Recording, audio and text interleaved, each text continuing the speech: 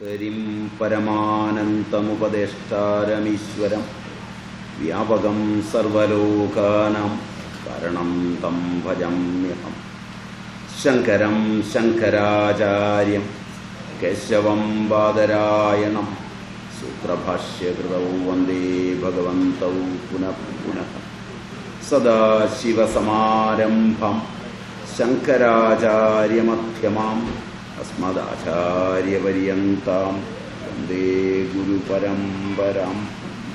ബോധാനന്തം ച കല്യാണം യാനന്തമാത്മജം സച്ചിദാനന്തമാത്മജം ച്യുതാനന്തഗുരും.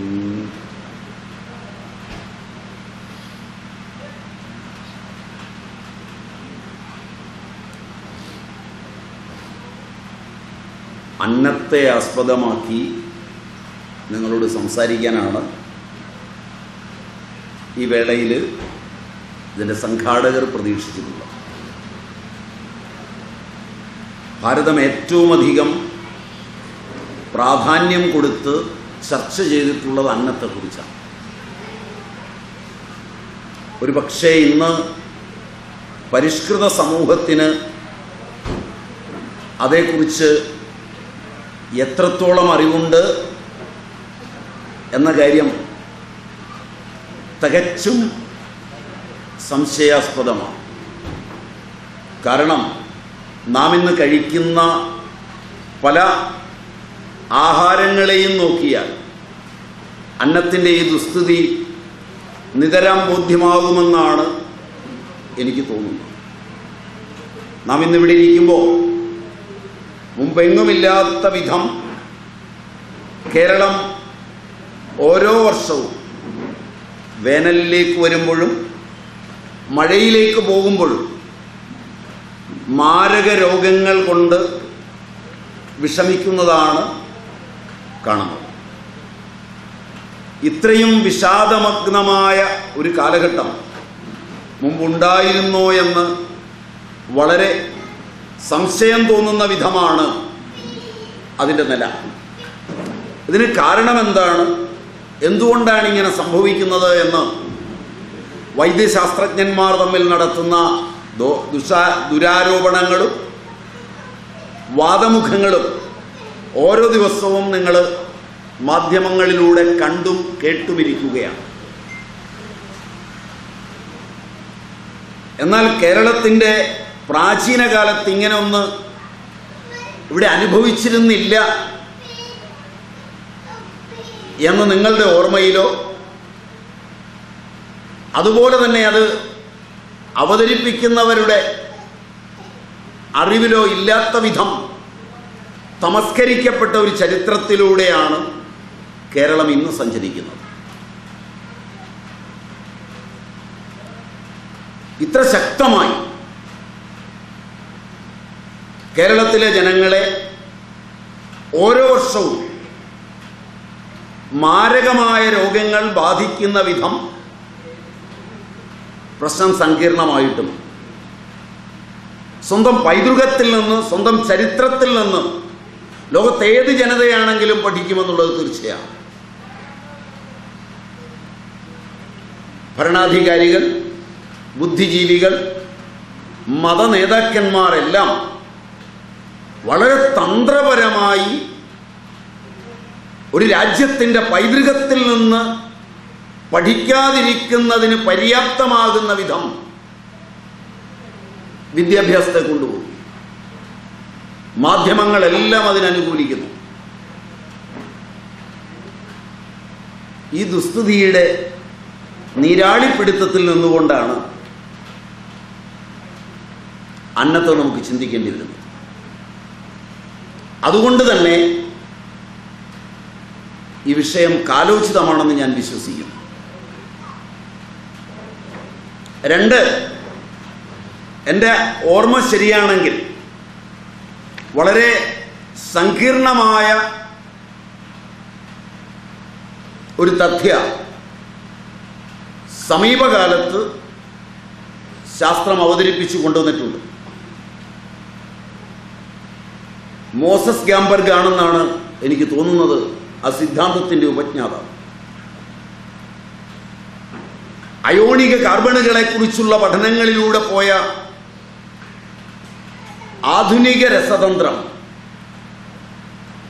മോസസ് ഗാംബർഗിൽ വന്ന് കാലുതട്ടി വീഴുന്ന കാഴ്ചയാണ് രസതന്ത്രം പഠിച്ചിട്ടുള്ളവർ കാണുന്നത്. കഴിഞ്ഞ നൂറ്റാണ്ട്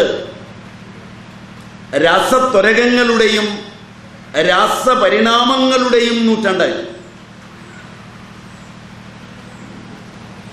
ശാസ്ത്രത്തിൻ്റെ എല്ലാ മേഖലകളിലും, പ്രത്യേകിച്ച് ജീവശാസ്ത്രത്തിൻ്റെ എല്ലാ മേഖലകളിലും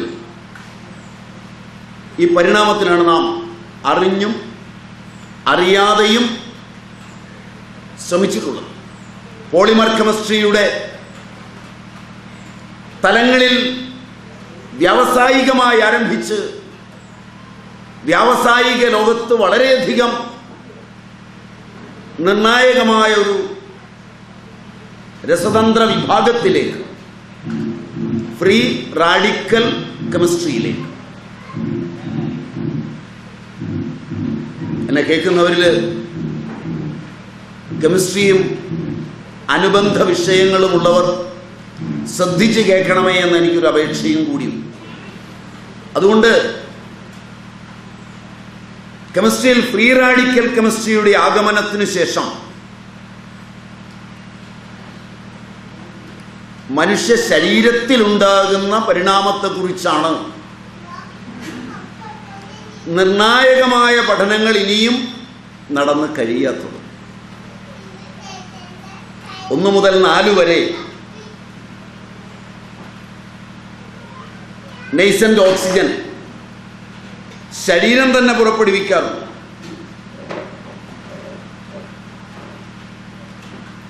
ഒരു ഓക്സിജൻ 2 ഇലക്ട്രോണുകളോട് കൂടിയതാണ്. ചില പ്രത്യേക സാഹചര്യങ്ങളിൽ മാത്രമാണ് പ്രാചീന കാലത്ത് ജംഗമങ്ങളും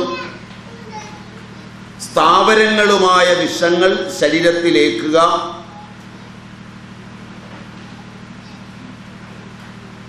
ദേശം വിട്ട് വേറൊരു ദേശത്ത് ചെന്ന് ആഹാരം കഴിക്കുക, ഒരു കാലത്ത് ഉണ്ടാകുന്ന ആഹാരം കാലം തെറ്റി ഉണ്ടാവുക. മാങ്ങയും ചക്കയും ഒക്കെ ഉണ്ടാകുന്നതിന് ഒരു കാലമുണ്ട്. എന്നാൽ അപൂർവം ചിലപ്പോൾ ചില പ്ലാവിലും മാവിലുമൊക്കെ അകാലത്തിൽ മാങ്ങ ഉണ്ടാവാറുണ്ട്. മുറ്റത്ത് നിൽക്കുന്ന പൂന്തോപ്പൊക്കെ ഉച്ച സമയത്ത് നനയ്ക്കുമ്പോൾ, നല്ല ചൂടത്ത് നനയ്ക്കുമ്പോൾ പെട്ടെന്ന് പൂക്കാനിടയുണ്ടാവാറുണ്ട്. അങ്ങനെ അപൂർവമായി അകാലത്തിൽ മാങ്ങയുണ്ടാവും. മനുഷ്യന്റെ സൗന്ദര്യാത്മക വീക്ഷണങ്ങൾ വികസിക്കുകയും നഗരവൽക്കരണം മുതലായവ ഉണ്ടാവുകയും വ്യാവസായിക വികാസം പൂർത്തീകരിക്കുകയും ആധുനിക വിദ്യാഭ്യാസം ജീവനെ ആസ്പദമാക്കി അല്ലാതെ വികസിക്കുകയും ഒക്കെ ചെയ്തപ്പോൾ ഇമാതിരി സന്ദർഭങ്ങൾ വളരെ കൂടുതലായി. കൂട്ടത്തിൽ ഇറക്കുമതി ചെയ്ത ആഹാരവും മറ്റുമാകുമ്പോൾ സംഭവങ്ങൾക്ക് ഗതിവേഗം കൂടി. പഴയ കാലത്ത് അത്യപൂർവമായി സംഭവിക്കുന്ന ഇത്തരം സന്ദർഭങ്ങളിൽ ഓക്സിജൻ വലയം 2 ഇലക്ട്രോണുകൾ എന്നുള്ളതിൽ ഒന്ന് ഫ്രീ ആവുകയാണ് ചെയ്യുക. അതാണ് ഫ്രീ റാഡിക്കൽ എന്ന് പറയാൻ കാരണം. ഇത് ഫാഗോസൈറ്റ്സിൽ ഉണ്ടാക്കുന്ന മാറ്റം. നമുക്കതിനെ ഫാഗോസൈറ്റോസിസ് എന്ന് വിളിക്കാം. ഈ പരിണാമത്തിൻ്റെ ഫലമായി അകാല വാർദ്ധക്യം, ഏജിങ്, അതിൻ്റെ ഒരു ഭാഗമായ cancer, Alzheimer's, motor neuron, parkinsonism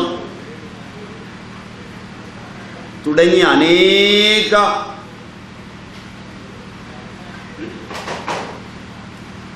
രോഗങ്ങൾ. ഇതിനേക്കാൾ എല്ലാം ഉപരി ശരീരത്തിൻ്റെ വ്യാധിക്ഷമത്വത്തിൻ്റെ തകരാറ്.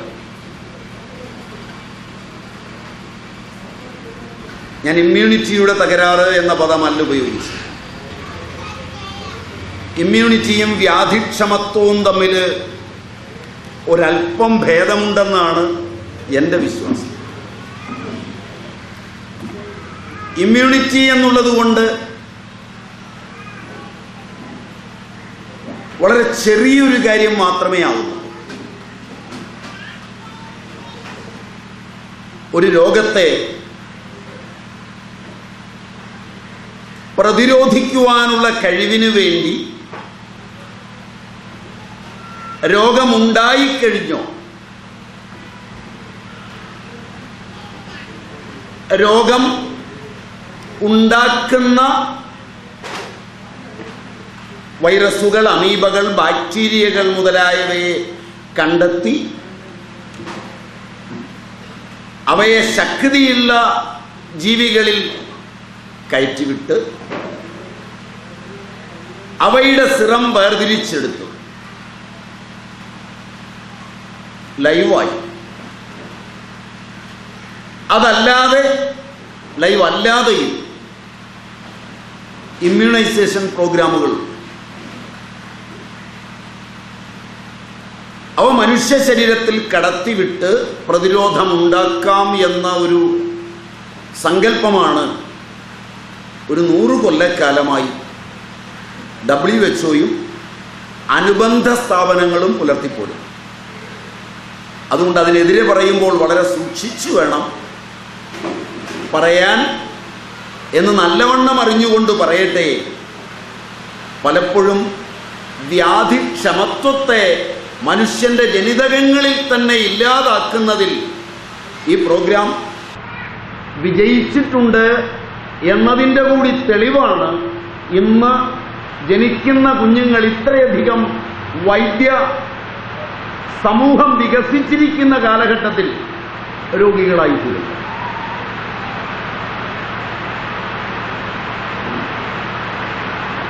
ആധുനിക വിദ്യാഭ്യാസം വേണ്ടത്ര ലഭിച്ച സമൂഹം, ആധുനിക വിദ്യാഭ്യാസത്തിൻ്റെ സർവശക്തിയും സമാഹരിച്ച ഗവൺമെന്റുകൾ, ആധുനിക വിദ്യാഭ്യാസത്തിൽ ഊന്നി നിന്നു വളർന്ന വിദ്യാസമ്പന്നരായ പെൺകുട്ടികൾ,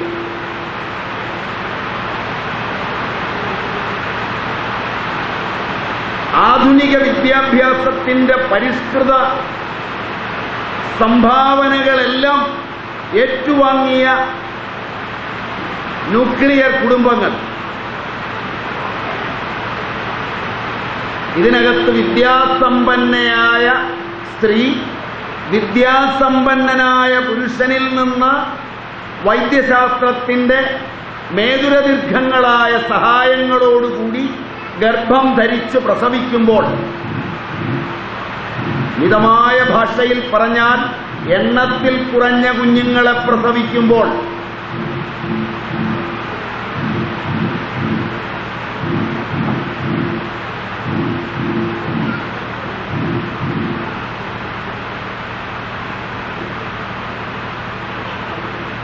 അമ്മാതിരി കുഞ്ഞുങ്ങളെ പ്രസവിക്കുന്ന ഒരു വേളയിൽ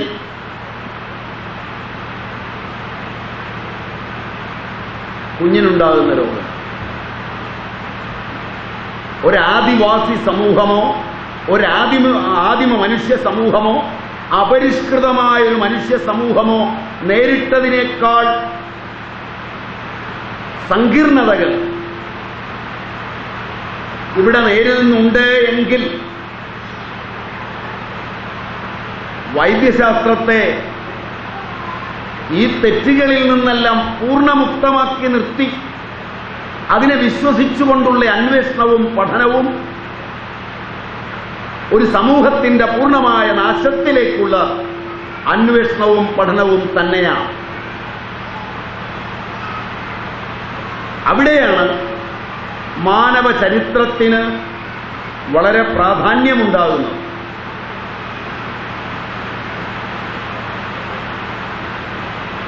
അപരിഷ്കൃതമെന്ന് നാം വിചാരിച്ചിരുന്ന നമ്മുടെ 3-4 തലമുറയ്ക്ക് മുമ്പുള്ള പൂർവികർ 10ഉം 14ഉം പ്രസവിച്ചിട്ട് പൂർണ്ണാരോഗ്യവതികളായി 100ഉം 90ഉം 110ഉമൊക്കെ വയസ്സിൽ ഇന്നത്തെ ആഡംബരങ്ങളില്ലാത്ത വീടിന്റെ മുറ്റത്ത്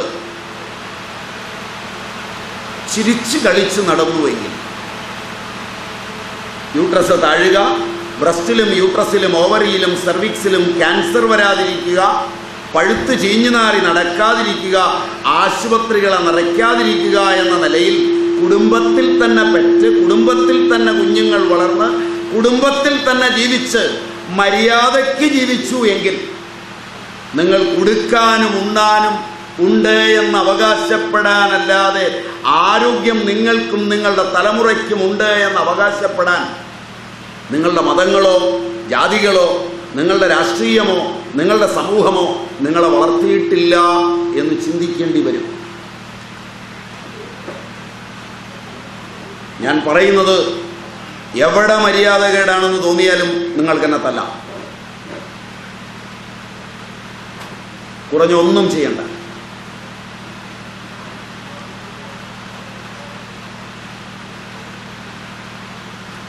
ഇവിടെയാണ് പൈതൃകത്തിലേക്ക് ഒരു അന്വേഷണത്തിൻ്റെ നാളം നീളേണ്ടി വരുന്നത്.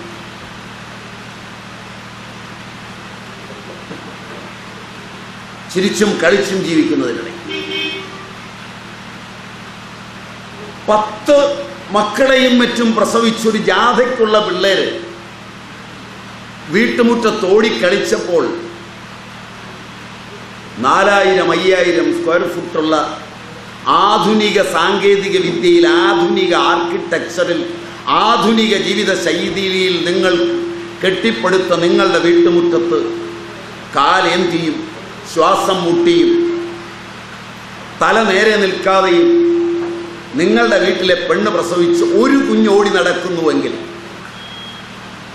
ആ കുഞ്ഞാണ് നിങ്ങളുടെ ശാസ്ത്രത്തിനും സാങ്കേതിക വിദ്യയ്ക്കും നേരെയുള്ള ആദ്യത്തെ ചോദ്യചിഹ്നം.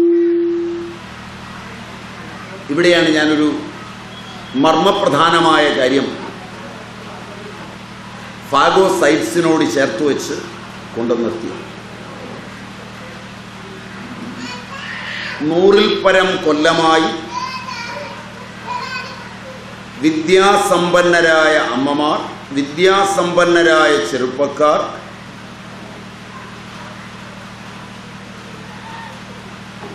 കളിയാക്കുന്ന ആയുർവേദ അഭിജ്ഞന്മാരും ആയുർവേദാഭിജ്ഞന്മാരല്ലാത്തവരും ഉപയോഗിക്കുന്ന കൈവിഷം, കൂട്ടുവിഷം മുതലായ പദങ്ങൾ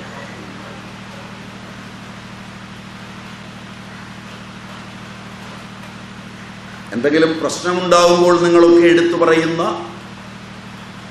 ആരെങ്കിലും ഒരാൾക്ക് കൊടുത്തു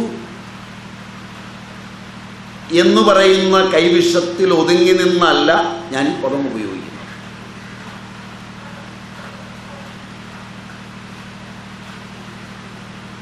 കൈവിഷം എന്ന പദത്തിന് കൈ വിഷം എന്ന് ചേർത്താൽ നിങ്ങളുടെ കയ്യിൽ തന്നെ ഇരിക്കുന്ന വിഷം, നിങ്ങളുടെ പ്രാണൻ വിഷമയമായി തീർന്ന് സ്രോതസ്സുകളെയെല്ലാം നിരോധിക്കുക, രസവഹകളും രക്തവഹകളും മാംസവഹകളും മേധോവഹകളും അസ്ഥിവഹകളും മജ്ജാവഹകളും ശുക്ലവഹകൾ അല്ലെങ്കിൽ ആർത്തവവഹകളും സ്തന്യവഹകളുമായ സ്രോതസ്സുകളിൽ മുഴുവൻ അഭിഷ്യന്തം മുതലായവയുണ്ടാക്കി ശ്രോതോരോധത്തിന് കാരണമായിത്തീരുക. ഇവയെക്കുറിച്ച് ആയുർവേദാഭിജ്ഞന്മാരല്ലായിരുന്നു എങ്കിൽ പോലും കേരളത്തിലെ സാധാരണരായ അമ്മമാർക്ക് വ്യക്തമായ ധാരണ അടുക്കളയിലുണ്ടായിരുന്നു. 1960-കൾക്കു ശേഷം 60-ലാണ് സ്കൂളുകളിൽ ആഹാരപാകത്തിനുള്ള ആദ്യത്തെ വർക്ക്ഷോപ്പ് നടന്നത്. ഇന്നത്തെ അധ്യാപകരുണ്ടെങ്കിൽ ഓർമ്മിക്കുമായിരിക്കും, മനോരമയുടെ നേതൃത്വത്തിൽ. അതിനെ തുടർന്ന് 1965-കൾക്കു ശേഷമാണ് ഹോം സയൻസ് എന്നൊരു ഡിഗ്രി വരുന്നത്. മറ്റുള്ളതിന് പഠിക്കാൻ കൊള്ളുകില്ലാത്ത, സീറ്റ് കിട്ടാത്ത സമ്പന്ന സവർണ പെണ്ണുങ്ങൾക്ക് വേണ്ടി ഉണ്ടാക്കിയ ആദ്യത്തെ പരിണാമമാണത് കേരളത്തിൽ. ഈ പദങ്ങളൊക്കെ നിങ്ങൾ സഹിക്കുന്നതല്ല, സഹിക്കാതെ ഒന്നാ എന്നതല്ല. അതിലെ വാൽകഷ്ണങ്ങൾക്കെല്ലാം ഉത്തരവാദിത്വം എനിക്ക് മാത്രമാണ്, എൻ്റെ പൂർവികർക്കില്ല. അതുകൊണ്ട് അവരെ ഭത്സിക്കേണ്ട. അതെൻ്റെ നാവിൽ നിന്ന് വരുന്നതാണ്. കൊസറാക്കൊള്ളി കൊണ്ടാണ്, തല്ലുകൊള്ളുന്നതിന് വിരോധമുള്ളതല്ല.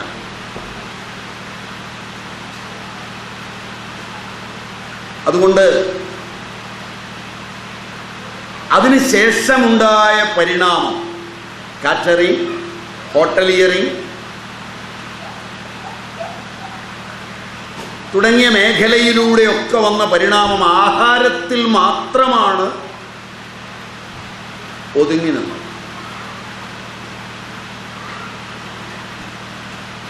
അതിൻ്റെ ബാക്കി പത്രമാണ് ഇന്ന് നിങ്ങളും നിങ്ങളുടെ കുടുംബവും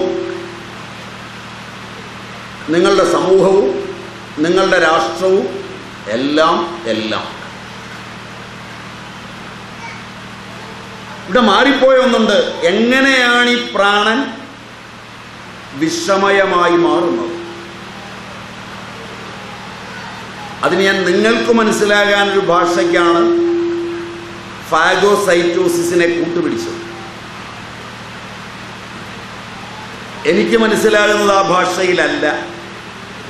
എന്നിരുന്നാലും നിങ്ങളിലെ ആധുനികർക്ക് മനസ്സിലാകാവുന്ന ഒരു ഭാഷ അതിന് വേണമെന്ന് വിചാരിച്ചാണ് മോസസിനെ ഞാൻ കൂട്ടുപിടിച്ചത്.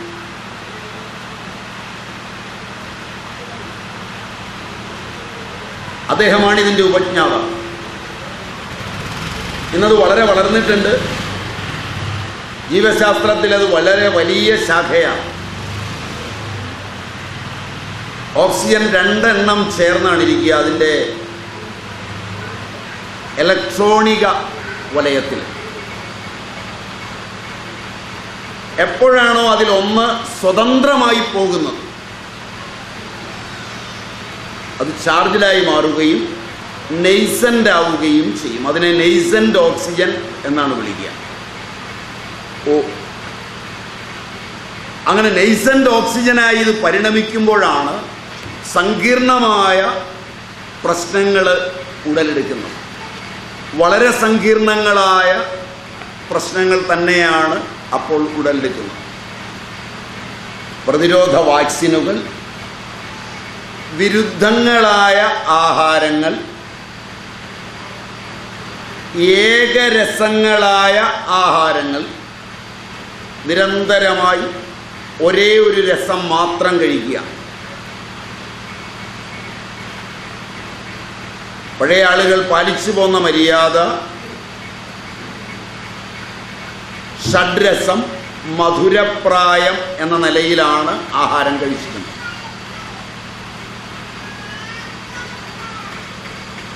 ഇന്നത് മാറി കൃത്യമായ സാൽമ്യ നിയമങ്ങളില്ലാതെ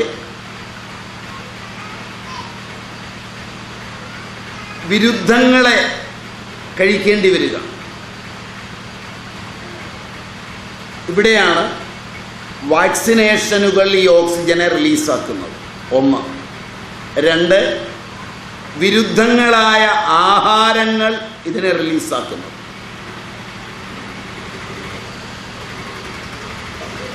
ഇവിടെ ഏറ്റവും പ്രതിപ്രവർത്തിക്കുന്ന 2 ഘടകങ്ങൾ സാന്തൈൻ ഓക്സിഡൈസ്, ആൽഡിഹൈഡ് ഓക്സിഡൈസ്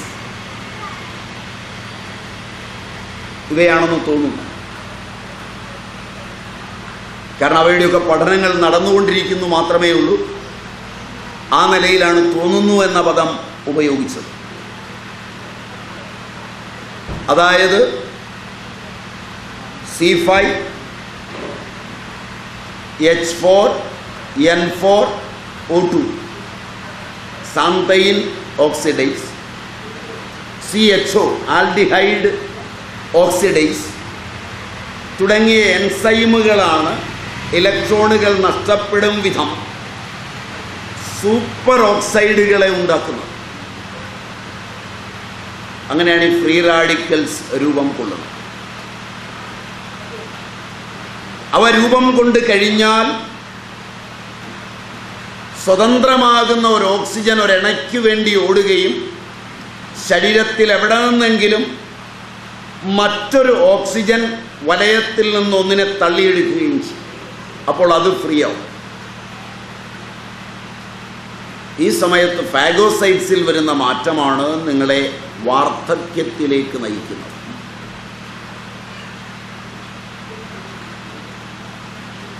ഇതിന് വളരെയധികം ശക്തി നൽകിക്കൊണ്ട്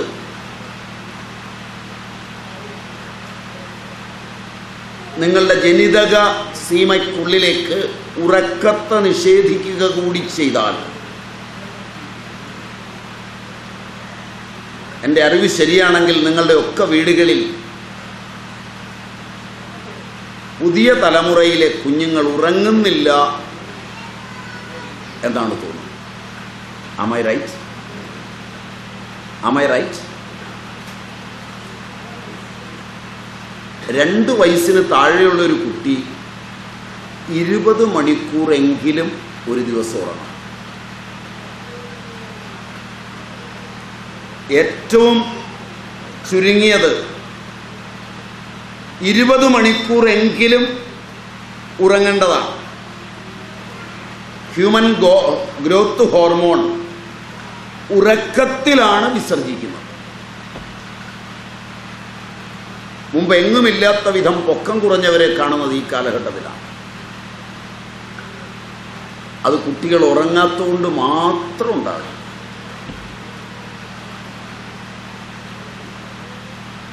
വളരെ അപകടകരമായി ഇത് വർദ്ധിക്കുന്നു എന്നുള്ളതാണ് സത്യം. മെലാറ്റോണിൻ്റെ അളവ് ഗണ്യമായ വിധത്തിൽ കുറയുകയും ഉറക്കത്തിൽ വളർച്ചയെ സഹായിക്കുന്ന ഒരു ഗ്രോത്ത് ഹോർമോണാണ് മെലാറ്റോണിൻ. നിങ്ങളുടെയൊക്കെ വീടുകളിലെ കുട്ടികളെ നോക്കിയാൽ ഉറക്കമില്ല. പഴയ കാലത്തെ അമ്മമാർ ഉറക്കിയിട്ട് പഠിപ്പിക്കാനാണ് ഇഷ്ടപ്പെട്ടത്. പുതിയ തലമുറയിലെ അമ്മമാർ ഉറക്കം കെടുത്തി മരിപ്പിക്കുവാനാണ് ഇഷ്ടപ്പെട്ടത്.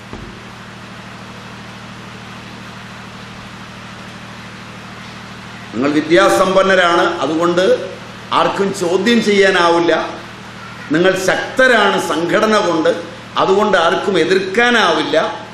നിങ്ങളുടെ ഇടയിൽ ആക്ടിവിസ്റ്റുകളുടെ എണ്ണം കൂടി വരികയാണ്, അതുകൊണ്ട് ആർക്കും മിണ്ടാനാവില്ല എന്നൊക്കെയുള്ള നിലയിലാണ് ഇന്ന് കാര്യങ്ങളുടെ കിടപ്പ്.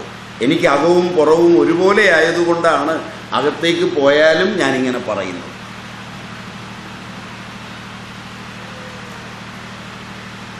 മുമ്പിൽ അമ്മമാർ തന്നെയാണ് ഇരിക്കുന്നത്, അതുകൊണ്ടാണ് ഞാൻ അങ്ങനെ തന്നെ ഉപയോഗിച്ചത്. നിങ്ങൾക്ക് ഇഷ്ടപ്പെടുമോ എന്നെനിക്കറിയില്ല. ഇങ്ങനെ പറഞ്ഞാൽ ഇഷ്ടപ്പെടുമോ? അതുകൊണ്ട് നിങ്ങൾക്ക് നല്ലതുപോലെ ആലോചിക്കാം. നല്ല പോലെ മെലാറ്റോണിൻ ഹോർമോണിൻ്റെ അളവ് ഗണ്യമായി കുറയുകയാണ് ഇന്ന് കുഞ്ഞുങ്ങളിൽ. അതുകൊണ്ട് ഡ്വാർഫ് ചിൽഡ്രൻ ഇന്ത്യയിൽ നിന്ന് വർദ്ധിക്കുകയാണ്. കാരണം നിങ്ങൾ ഗർഭം ധരിക്കുമ്പോഴും പ്രസവിക്കുമ്പോഴും നിങ്ങളുടെ സങ്കല്പം അമേരിക്കയാണ്.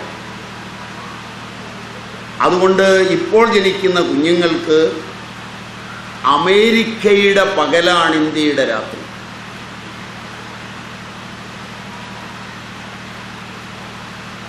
ഇതൊരു ശക്തമായ ജനിതക മാറ്റമായി വന്നിരിക്കുന്നു. അവരുടെ ബയോക്ലോക്ക് മാറിയിരിക്കുന്നു, സൈറ്റോക്രോം. തത്ഫലമായി രാത്രിയിലാണ് കൂടുതലും അവർ ഉറക്കളയ്ക്കുന്നത്. Am I right? സൗരജീവിയായ മനുഷ്യൻ രാത്രിയിൽ ഉറക്കളയ്ക്കുമ്പോഴാണ് ഗ്രോത്ത് ഹോർമോണിനെ ഗണ്യമായി ബാധിക്കുന്നത്. ഈ ഒരു അവസ്ഥയിൽ ഏജിങ് എന്നത് ഉറക്കത്തിൻ്റെ കുറവ്, വിരുദ്ധങ്ങളായ ആഹാരങ്ങൾ, എണ്ണമറ്റ വാക്സിനുകൾ, ഇവയൊക്കെ പഴയകാലത്തൊരു നിയമം ഉണ്ടായിരുന്നു. 1 വയസ്സ് വരെ 20 മണിക്കൂർ എങ്കിലും ഉറങ്ങണം. 1 മുതൽ 2 വയസ്സ് വരെ 15 മണിക്കൂർ ഉറങ്ങണം. ഇപ്പോൾ 2 വയസ്സൊക്കെ ആകുമ്പോഴേക്ക് പ്രീ LKG ആയെന്നാണ് എനിക്ക് തോന്നുന്നത്. Am I right? അതിന് മുമ്പേ ആകുന്നു. ഗർഭസ്ഥാവസ്ഥയിലെ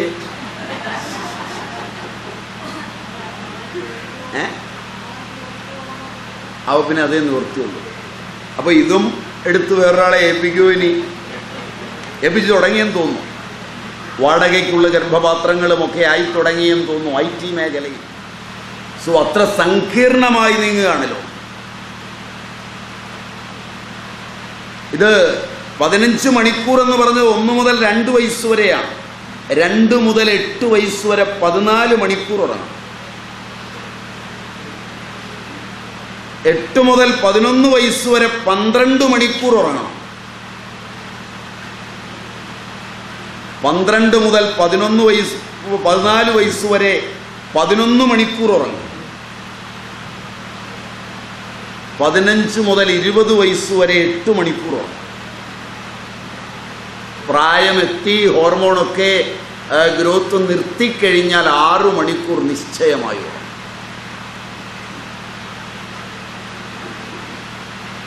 എന്നാൽ മാത്രമേ ആഹാരമൊക്കെ ആ രീതിയിലായിത്തീരുവെന്നാണ് പ്രാചീനരുടെ കണക്ക്. ഈ കണക്ക് ഞാൻ സുശ്രുതൻ്റെയും ചരകൻ്റെയും ഒക്കെ ഏടുകളിൽ നിന്നാണ് നിങ്ങളോട് പറഞ്ഞത്. ഇത്തരമൊരവസ്ഥിതിയിലാണ് നമ്മളിന്ന് നിൽക്കുന്നത്. ഇത് ഞാൻ ആധുനിക കെമിസ്ട്രിയാണ്. ഈ ആധുനിക കെമിസ്ട്രിയുടെ മറുവശമാണ് ചരകൻ. ചരകം, സൂത്രസ്ഥാനം,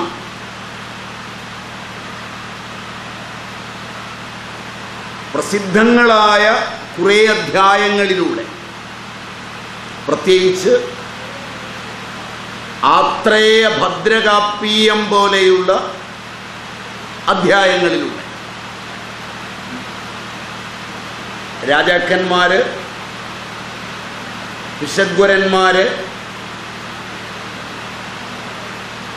ആത്മവേത്താക്കളായ ഋഷിമാര്, ഇവരെല്ലാം ഒന്നിച്ചിരുന്ന് നടക്കുന്ന ഒരു പരിഷത്താണ് ആത്രേയ ഭദ്രകാപ്പീയവും മറ്റും.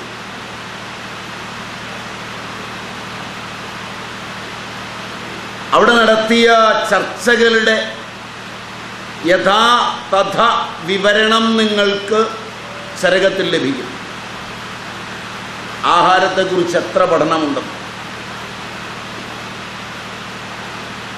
അതുകൊണ്ടാണ്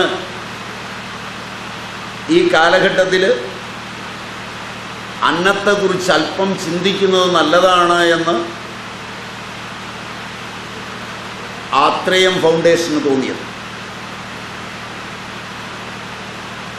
ആത്രേയം ഫൗണ്ടേഷൻ്റെ പേരിനോടും ആത്രേയ